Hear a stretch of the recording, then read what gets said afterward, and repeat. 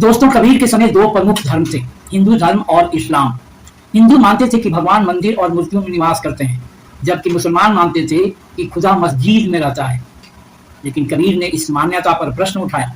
उन्होंने कहा, जिस स्थान पर तुम ईश्वर या खुदा के होने का दावा करते हो, क्या किसी ने उसे वास्तव में देखा है? यदि खुदा केवल मस्जिद में रहता है तो बाकी स्थान किसके हैं? और यदि मंदिर में राम नहीं है तथा मस्जिद में खुदा नहीं है, तो फिर हमें किसी और सत्य की खोज करनी चाहिए। कबीर का साफ संदेश था कि परमात्मा किसी एक मंदिर, मस्जिद या मूर्ति तक सीमित नहीं है। यदि वह है तो वह हर जगह है, और यदि हर जगह नहीं है तो केवल किसी एक स्थान पर उसके होने का दावा उचित नहीं है। कबीर आगे आत्मा और परमात्मा के बारे में कहते हैं।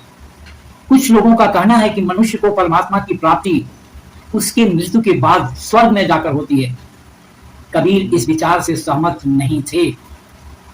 उनका कहना था, जो परमात्मा मरने के बाद मिले उसका हमारे वर्तमान जीवन में क्या लाभ? जब लोहे का अस्तित्व ही समाप्त हो जाए तब पारस पत्थर का क्या उपयोग?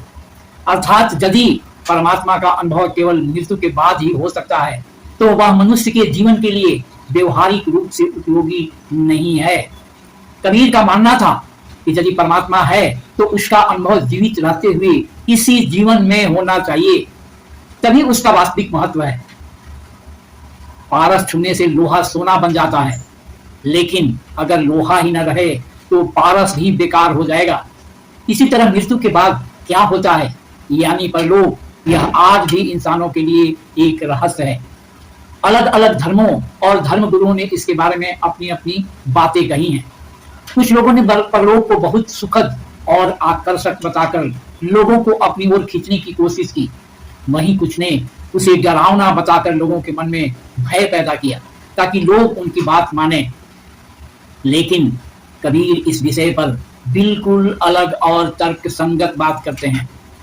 वो कहते हैं, सब लोग इस दुनिया से उस कथित दूसरी दुनिया यानी परलोक की बातें करते हैं, लेकिन आज तक कोई भी ऐसा व्यक्ति वापस नहीं आया जिसने परलोक को अपनी आंखों से देखा हो और उसके बारे में हमें कुछ बता सके।